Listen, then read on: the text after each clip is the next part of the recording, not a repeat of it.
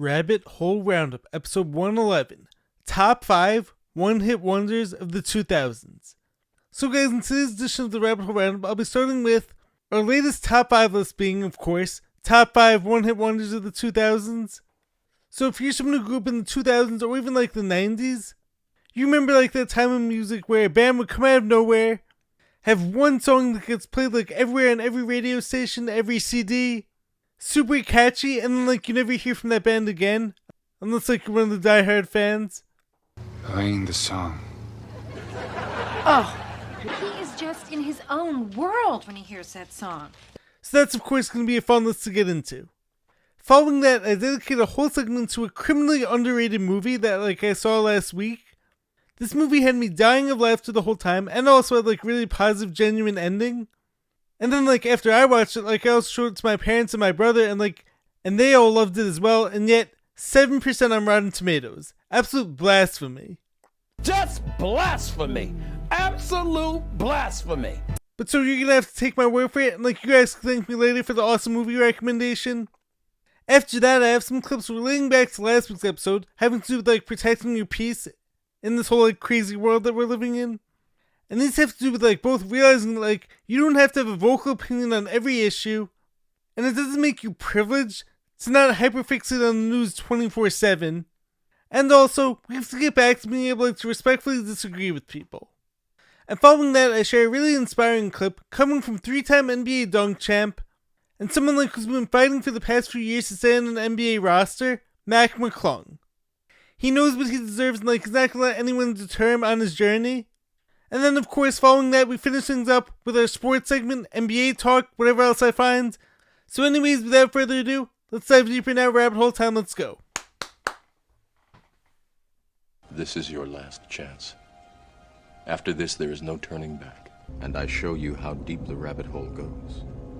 What's happening, guys? Welcome back to the channel. I'm Jared Weiss. If you guys didn't know that, must mean that you're not subscribed to the channel, so you know what to do. Hit that subscribe button, make sure to leave a like, drop a comment, let me know your thoughts on the video. Follow me on every platform, and if you guys haven't done so already, make sure to check out my book, Fight Through It by Jared Weiss. All links purchased it on my website, which is jaredryanweiss.com. That's JAREDRYANWEIS.com. Buy the book, support me, and make sure to check out all those awesome shirts in there as well.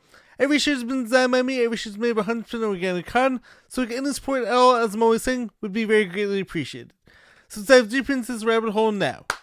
So to start things off in this episode, I have a really fun top 5 list like I want to share with you guys, which is my top 5 one-hit wonders of the 2000s. If any of you grew up in the 90s or the 2000s, I was born in 96 myself. This time in music was well known for like that band that had that one hit song that came out, popped off, played everywhere, but unless you were a diehard fan of that group, you never really heard from them again after that. Now, as of course I've spoken about on here before in the past, I happen to have like a very diverse taste in music, as I feel like most people these days have like in the whole Spotify, Apple Music era, YouTube era. I love hip hop and rap, I love pop music, I love positive pop music, I also like a little bit of country here and there, and I love the whole pop punk era. And so like that's actually where most of today's songs are gonna lie. So starting at number 1, we have The Middle by Jimmy Eat World. Now not only is the song and like the beat on the song a banger, but the lyrics also like happen to be really powerful for anyone going through like a rough time in their life. I mean, think about it. Just live right now and be yourself. It doesn't matter if it's good enough for someone else. And then of course in the chorus he goes, everything will be alright, alright. I love it. So like the first time I actually heard this song was at my older brother's Battle of the Band concert years ago.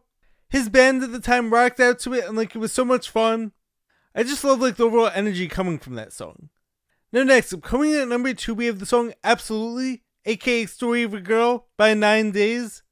So this is of course a song that goes like, this is the story of a girl who cried a river and drowned the whole world. And while she looks so sad in photographs, absolutely love her when she smiles. So another super catchy song with a chorus that goes hard. And I'm not ashamed to say like I belt out that chorus all the time during my own carpool karaoke sessions. So another classic pop rock, pop punk song that immediately takes you back to the whole early 2000s era. And once again, I don't know like any of the other songs personally. So a one-hit wonder classic. Number 3, I'm going with like what I think is actually a lesser known hit song, But I'm pretty sure like this band actually got like reborn in recent years, because of course Taylor Swift shouted them out at one point. So anyways, I'm talking about the song The Best of Me by The Starting Line. This song, like the chorus go like, tell me what you thought about when you were young and so alone. The worst is over, you can have the best of me. Another song like I always belt out the chorus in my car. And also like I absolutely love like the whole build-up vibe in that song, building up to the chorus. It's amazing. Now I have also heard that like this band may even have like some other semi-popular songs. And that band also has like sort of like its own cult like following. But if I'm not mistaken, The Best of Me is that band's like most well-known song by far. And the only reason like I even know that song is because, as was the case like when it came to like a bunch of my early 2000s favorite songs, my older brother showed them to me, who happens to be like an incredibly talented musician himself. So shout out to him. But anyways, a slightly lesser known song that in my opinion goes in line with like the whole rest of that era. Number 4, we have a song that came out like more recently, back in 2015, Shut Up and Dance by Walk the Moon. I don't even like have to sing this one because all of us know the words, everyone knows the chorus. Now the group Walk the Moon did actually have like a few other solid songs, such as like One Foot in front of the other. But I'm not sure like if any other songs of theirs is ever going to top Shut Up and Dance. A super recognizable big time dance anthem, with of course a great chorus like all of us know immediately upon hearing it. And finally, coming in at number 5, I know like the characters in the movie Friends with Benefits are going to be super proud of me for mentioning this one. And no, the song is not by Third Eye Blind, but Closing Time is in fact by the band Semisonic. Every new beginning comes from some other beginnings, and who knew Third Eye Blind could be so prophetic? Okay, I'm done with the Friends with Benefits impersonations, for now at least. Closing Time by the band Semisonic. It's not Third Eye Blind. But fun fact, I actually heard recently, like that song wasn't just like about like a bar closing down, and it's actually used as like a metaphor to describe the experience of childbirth and like transition into fatherhood. Who knew? Interesting. So anyways, that's my list. Let me know your thoughts and like if you guys think I missed any. Now next, we have to dedicate a whole segment to my hidden gem, my most underrated, undervalued comedy of all time in my opinion. So this movie is on Netflix. It came out in 2007. It had an amazing cast and like I was laughing basically the entire time. And I was even like crying of laughter at some points. It had been a while since I saw like a really good comedy movie that like I had never seen before. And so this movie was in fact a diamond in the rough. So the movie that like I'm referring to was called License to Wed, starring Robin Williams, John Krasinski, and Mandy Moore. And it also had like some other cast members from The Office too, making it even more funny. Potato skins down! Jim, oh. Come on, everybody! 5-second rule! Now first off, Robin Williams is of course on Mount Rushmore of most talented actors and like best comedians ever. And any role he ever played, rest in peace Robin Williams, he gave like his absolute all. And so of course this movie was no different. So I'm not going to give away any spoilers, but like Robin Williams in the movie is like Reverend Frank. He's a reverend and like he has like his own marriage course like he puts couples through to make sure like whether or not like they're ready to get married. Someone once said marriage is bliss, but that someone probably wasn't married. So he puts John Krasinski and Mandy Moore, Ben and Sadie, through his course. Congratulations, you've just had twins. Little creepy robot baby. We got to pray to make it through the day.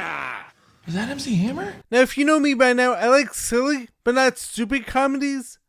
And so this movie hit the spot perfectly. It was not a movie without purpose. It was silly and over-exaggerated, but once again it was heartfelt and like it had like a purpose and like a deeper meaning to it. It was not the often current comedy style, which is stupid things happen and then like all of a sudden, no point, the end. So of course, without giving too much away, this course involved robot babies being given to the two, ridiculous rules put in place, blindfolded driving. Garbage truck right there, garbage truck. I never get this space. Bad but hilarious advice coming from Ben's best friend, and every scene was funnier than like the one before it. So after I had the pleasure of enjoying this amazing movie, I then showed it like to my parents and to my brother. A few days later, and like they loved it too, and like all of us were cracking up together. And everyone was thanking me for my movie recommendation. But now the craziest thing about it, and this is actually the main reason like why I have to tell you guys about this movie and like give this movie like a whole segment of its own, is because after enjoying this amazing movie, I checked the reviews on it. 7% on Rotten Tomatoes, 7%. And look, I am so often like at odds with the reviews, but 7%? You're telling me like this movie is basically unwatchable? That is absolutely blasphemous. Just blasphemy. Absolute blasphemy. Now, of course, I've seen like a bunch of great movies that get bad reviews, and I've seen like a bunch of bad movies that get great reviews. So you can't always trust them, and like you have to take every rating with a grain of salt. And also, like after all that amazing humor, there was actually a great, heartfelt, feel-good ending to the movie too. So I would highly recommend this movie to you guys. You guys can thank me later for the recommendation. Now next up, I have 2 clips I want to share relating to last week's topic about the whole craziness in the world and like protecting your peace. So first up, the first clip I want to share is about the sentiment going around on social media that like if you don't comment on every hot button issue and every topic that like the mainstream news is blasting all in front of our faces, then you must be privileged. Let's watch together. Oh, what a privilege it is to not watch the news and not know what's going on in the world. What a privilege it is to have time to care about every single little issue going on in the world, because I don't. I've got a life and a job. So, yeah, that must be super privileged for you to be able to watch the news and sit there listening to media brain rot all day. I don't got time for that. And also, like the caption says, I'm not going to microdose hell just to stay informed. I know what's going on, it's sick, it's wrong, but staying glued to the news all day isn't going to help anyone. May peace find us all. So I applaud this girl for saying this, thank you. It doesn't make you privileged to not vocalize your opinion on every issue in the world, like, or every issue in politics. And as I always say, like, I'm actually someone who generally likes social media, but of course, like, it has its downsides. And can become super toxic, especially when it comes to like any of these divisive hot button issues. And I used to actually cover a lot of these issues more on my channel. I mean, like at one point, as you may or may not know, this did used to be like an all conspiracy page. And I used to like talk about like what I thought to be the truth on all these world events. And I'm still proud of the work I did. I still of course like have many of those same beliefs. But I reached a point with it where I was like, I could be helping so many more people by focusing on positive news stories and like fun topics, and bringing joy and motivation and like inspiration to people's lives, which was actually always my intention from the start of making content. And the fact that laughter is 10 times more powerful than scream had nothing to do with it. So it's like I realized that like I don't have to cover the same stories like everyone else's. And another piece of this, it's like there are a million different events happening in the world right now. Some good, some bad. But the truth is, we weren't meant to know all of them. We were meant to know like everything happening on the other side of the world. And so why is it like a few times every year, the new current thing issue comes around, and you're allowed to avoid talking about like every other issue that happened before that. But this is the one like where you have to have a vocal opinion about it, and you have to post about it nonstop and fight with people online every day. But as this girl says, you have your own life to worry about. So as I see it, make sure like your own house is clean before you talk about everyone else's houses too. Protecting your peace and making changes in your own life does not make you privileged, it makes you smart. Because you understand like you can't affect change out there. With all these events like you have no control over. So you may as well work on and like focus on all the things that you do control over in your own life. And stemming off of this, the next clip I want to share has to do with like getting back to like disagreeing with people respectfully. So let's watch together. I just have one question. When the did we as a society forget the adult skill to simply be able to disagree without getting offensive? I can make a video about how to lose weight and someone will comment, I'm trying to gain weight. Okay, well then this isn't for you. Social media has trained people to think that if something doesn't reflect their personal experience or outlook on life, that it is wrong or ill intent. But we can have different opinions and different perspectives and agree to disagree. Totally agree. So many people like have forgotten how to do that. And so a personal example of this actually happened to me recently. When I made the video talking about like why I wasn't a fan of the Bad Bunny Super Bowl halftime performance, and I think like I was extremely respectful about it. And I said like how liking that performance doesn't make you more virtuous, and not liking it doesn't make you a racist. You a racist? No, I'm not. Well, how come everybody else around the table got $1,000 chips? But this is like the point where we're at in our society. So of course I got a few comments from people saying like, if you didn't like it then you're this and that. And this just like proved the point I was making, ironically. Can't we just like go back to the time like where all of us were able like to disagree respectfully. I don't have to like Bad Bunny's music, and like I'm not gonna force you to like the same music like I listen to. It's like, for instance, if I say like I don't like Indian food, does that mean like I hate all Indian people? No.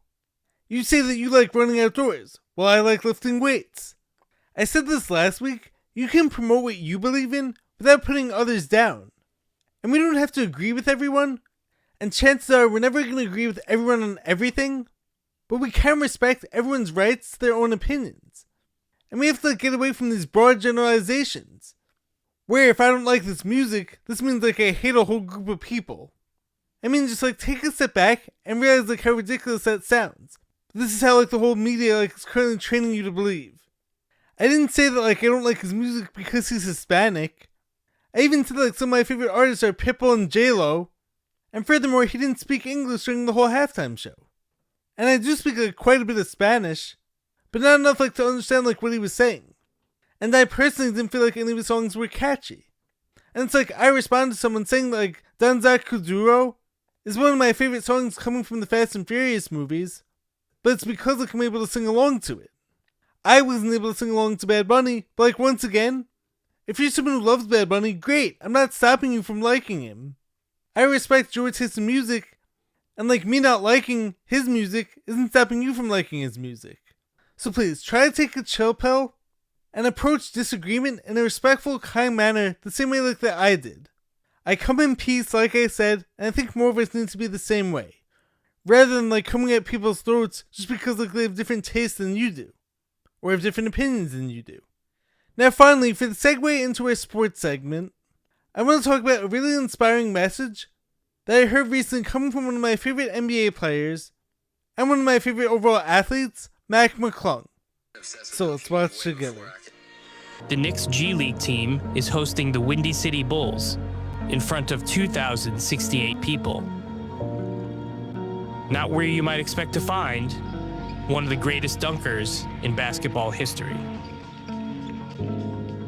Yeah, it's a weird story. I've always been counted out, so I feel like a lot of people made jokes or made fun, but people judge things they don't understand. In an event that helped catapult Jordan, Kobe, Yes! and Vince Carter into icons, It's over! only one player has won the dunk contest 3 straight times. 27-year-old Mac McClung.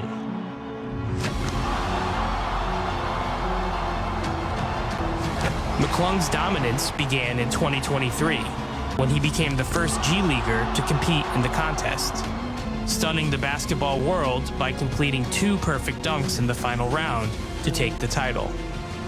After making the last dunk, just a feeling in my heart like, oh man, like this is gonna change my life, like this is insane. Major props to Mac McClung because he saved the slam dunk contest. We have witnessed a star being born tonight. But the 6'2" guard's path to something more ordinary, a steady NBA career, has been the true odyssey. If I didn't believe I was good enough, I wouldn't be here. And if I didn't believe I could help a team or find a way, I wouldn't be sitting right here having this interview with you. So you guys can actually check out the rest of that, like on ESPN Originals, I think it's called. But anyways, this is like basically the story of my life in so many ways. And in my case, that's even the bigger degree, I would argue. But anyways, underestimated like as an undersized athlete, told that like I can't do this or I can't do that. People like me aren't able to do those things. Feeling like I was always like boxed in.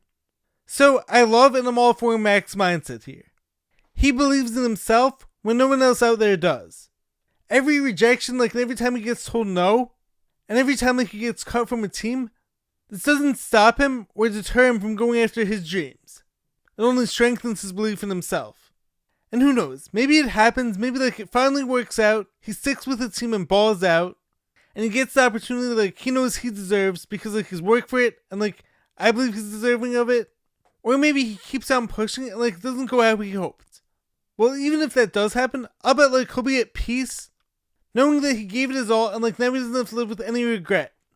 I'm sure like by now he's been told countless times to go overseas, make his money, make his millions, and get a lot more basketball opportunities there. But this is the dream like that he's chosen, to play in the NBA. And so he's not going to let that go without a fight. And I have so much respect for this. And this is why like I've repeatedly defended Mac and said that like he belongs on an NBA roster and like it's not, and like the NBA has done him wrong. Because I know how it feels like to not get what you deserve and to be underestimated at every turn in your life. And in addition to that, like I love how he says how beautiful it can be to believe in something even when no one else does. Once again, me as an athlete, me as a content creator, me as a podcaster who has like speech challenges currently, and who's dealing with like major health challenges, me as someone who's healing from a life-threatening illness, me as an unknown author. I'm all about not letting others box me in or tell me like what I can or can't do. I decide that and only me because this world has never seen me before. So they don't know what I'm capable of. Anyways, I thought like this was a super powerful, inspiring segment. And I'm rooting for you, Mac. You made a huge fan out of me. And also a quick side note, his dad actually liked one of my posts a few months ago. Anyways, on to this week's sports segment, NBA talking like wherever else I find, let's go now. So the first place like I actually want to start today's sports recap is actually coming from the Olympics. And that men's gold medal hockey game, which was crazy. Now I'm not like much of a hockey guy. I mean like I used to be a little bit more. Years ago like I was actually a New Jersey Devils fan back when they had like Martin Brodeur and Niedermeyer and some of those other guys. And for a time like I also loved watching the Lightning team that had Martin St. Louis. As well as like Vincent LeCavalier and some of the others. But anyways, over like the past 10 years, I don't really pay too much attention to hockey. I'll go to like an Islanders game like every once in a while. But it's not like one of the sports that I really watch. But I will say that like exciting hockey games are pretty peak. And so this US gold medal hockey game against Canada was pretty crazy. The US goalie Connor Hellebuyck was insane. He put like the whole team on his back. And he decided that like he was not going to be the reason why the team lost this game. And me, as someone who played goalie in soccer for many years, I definitely had like my fair share of games like this too. Where the other team is just like pummeling you with shot after shot. And yet there isn't a save that you can't make. You're just like in that zone. And also like Canada outshot the US by like 15 shots I think. But over time, that Jack Hughes goal was iconic. And especially after getting his teeth knocked out, that image is going to like live on forever. So between like this game as well as like last year's All-Star game in hockey, I will say that like Olympic or country style hockey can be pretty exciting, so like, congrats to the US team on the big win. That team played with a ton of heart. Now moving into the NBA, a topic of conversation like I saw the other day, especially after like the Knicks came back against the Rockets, was when Shaq basically called Karl-Anthony Towns soft. And he was saying like he has to be that guy every game, he has to be like the toughest guy on the floor. But this led to the conversation of, is he too nice? And hello, I've been there myself. So Kenny and Chuck in this conversation actually said like a bit of like what I'm feeling on this too. Which is like every single person has their own strengths and limitations. And I don't think like everyone has to be or should be like Kobe or MJ and like be a jerk and ride their teammates all game. Are there advantages to that in sports? Maybe sometimes, even though I would never like that type of teammate. Nor would I ever be that teammate. But like maybe going against the other team having that killer mindset like is of course helpful. But I don't think like you have to be that guy. I agree with like Kenny and Chuck when they said that like nice guys may not have like that same mental makeup to turn into a killer.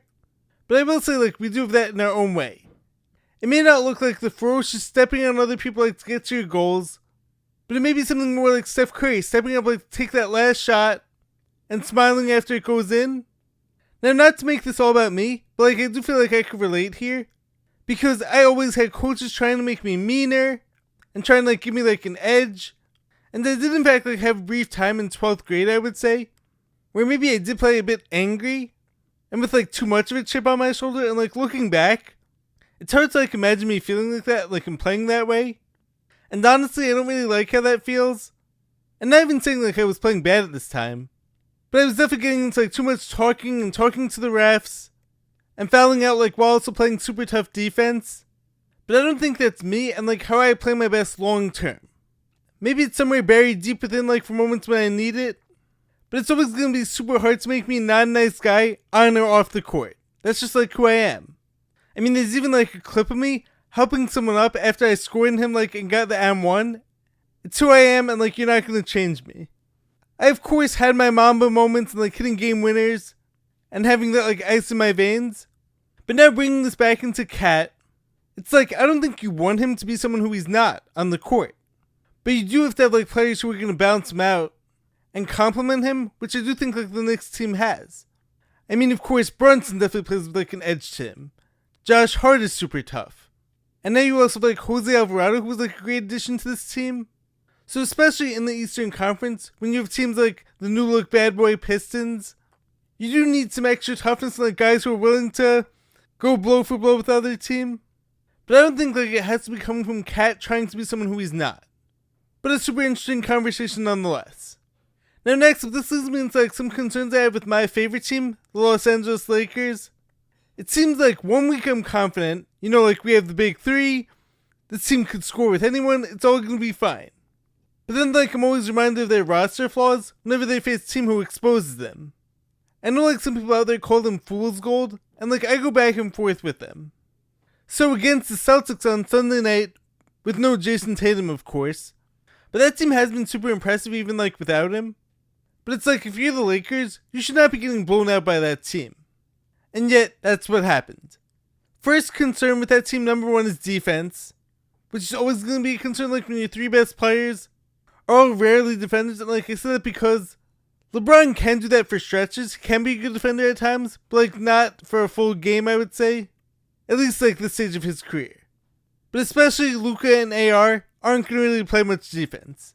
Now I will say like watching that game, Peyton Pritchard could flat out ball. So props to him, like he was cooking every Lakers defender and like he put up 30 off the bench. However, I will say this, the Lakers have Marcus Smart and Jared Vanderbilt. So I wasn't sure like how Luka and AR kept ending up on Pritchard when he was cooking them. In a game like that, put one of those guys on him and like don't have him switch. And of course Jaylen Brown was cooking them too. And to add like another concern with those two guys, they aren't exactly 3-and-D guys, they can be at times. And they definitely have their moments, like I do actually like them a lot. I do in fact like what Smart and Vando bring to this team. But the limiting factor of course is like when those guys aren't hitting their shots and are a zero threat on the offensive end, it's tough like to play them for extended minutes. Or at the very least like both of them at the same time for extended minutes. And finally, I feel like this happens every so often. So I love Luka, but sometimes like he's out there doing his thing. And yet the players around him like get out of rhythm because like he holds the ball for so much. And once again, I love Luka, he's incredible, but we all know like he can get his. It's just like sometimes I would like to see more offensive flow and like schemes to get the ball moving more. And not just like one shot, one pass, and done. And finally, the paint presence is still lacking, especially during games like where it matters. Of course they're going to destroy the Jazz and the Kings, but Aiden is going to have to like step it up in the big games. Especially when it comes to his effort on the boards, team's gonna need that. Now also, one final NBA topic like I have to bring up is tanking. It's a problem like that doesn't seem to be going away anytime soon. I mean, you can't have 10 plus teams who are all tanking by All-Star break, as well as like players in the Kings and the Jazz who are getting cosmetic surgeries and like sitting out for the rest of the season. I'm not claiming to know like exactly how to fix it though. For instance, I feel like not having a draft opens the door like to the richest owners buying players right out of college. And flattening the whole draft odds, well then you're going to have 14 teams tanking by All-Star break. So I'm not sure like what the solution is. Maybe it's like punishing teams for sitting players and having Adam Silver like actually put his foot down. But it's pretty crazy when like right after the All-Star break, every tweet coming from Shams is breaking news, Sabonis season-ending surgery. Breaking news, Zach LaVine season-ending surgery. Nurkic season-ending surgery, etc., etc. So, like, do you guys have any ideas, like, on how to fix this? Anyways, that's your sports recap. Let's finish up the video now. Anyways, that's the video. If you guys liked what you heard, make sure to leave a like, drop a comment, subscribe to the channel. I will catch you guys next time. Stay positive, stay hustling, stay grinding. Catch you next time. Peace.